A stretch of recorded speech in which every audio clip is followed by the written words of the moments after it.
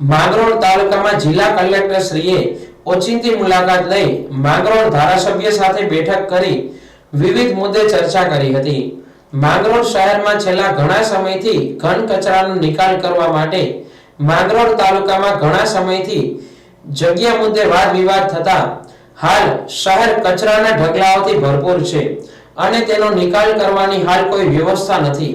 જ્યારે પેશકદમી હટાવવા કામગીરી હાથ ધરી છે અને ટાવર ચોક સહિત અનેક વિસ્તારોમાં પેશકદમી દૂર કરાઈ છે। જ્યારે મોટી મોટી જગ્યાઓ વાળીને પાકા બાંધકામ કરાયા છે તે બાબતે કલેક્ટરને પૂછતા આ જગ્યાઓ પર પણ કાયદેસર કાર્યવાહી કરીશું તેમ જણાવ્યું છે। મામલતદાર કચેરી ની મુલાકાત હતી અને આ મુલાકાત દરમિયાન માંગરોળ નગરપાલિકામાં ઘન કચરાના નિકાલ બાબતે પણ રજૂઆત અમને મળી હતી।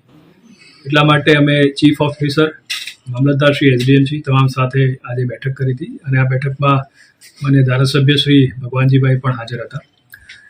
અત્યારે જે સમસ્યા છે એના તાત્કાલિક નિકાલ માટે ચીફ ઓફિસરશ્રીને સૂચના આપી છે।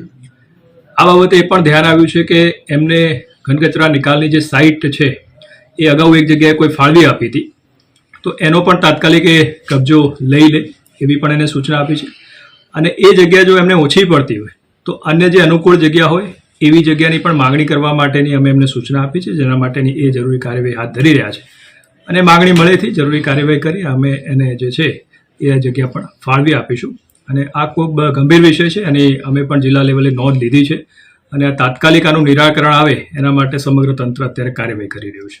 સબ ખાસ કરીને જે પેશકદમી હટાવવાનો ઝુંબેશ શરૂ કરવામાં આવ્યો છે ત્યારે માંગરોળમાં આજે મોટી મોટી પેશકદમીઓ છે, આ બાબતમાં પેશકદમીમાં જેમ કે નગરપાલિકા છે તો નગરપાલિકા વિસ્તારમાં જે પણ પેશકદમી હશે એમાં ચીફ ઓફિસરશ્રીને પગલાં લેવા માટેનું કીધું છે અને જે રેવન્યુ વિસ્તાર છે એમાં પણ મામલતદારશ્રીને જરૂરી નોટિસ આપી એનો સર્વે કરાવી, માપણી કરાવી અને એ દબાણો દૂર કરવા માટેની સૂચના આપી છે। અને ખાસ તાકીદ પણ કરવામાં આવી છે કે જે આવા તત્વો છે જે વારંવાર આ પ્રકારની પ્રવૃત્તિ કરે છે એની સામે લેન્ડ ગ્રેબિંગની પણ ફરિયાદ દાખલ કરવામાં આવે એવી પણ એમને તાકીદ કરવામાં આવી છે।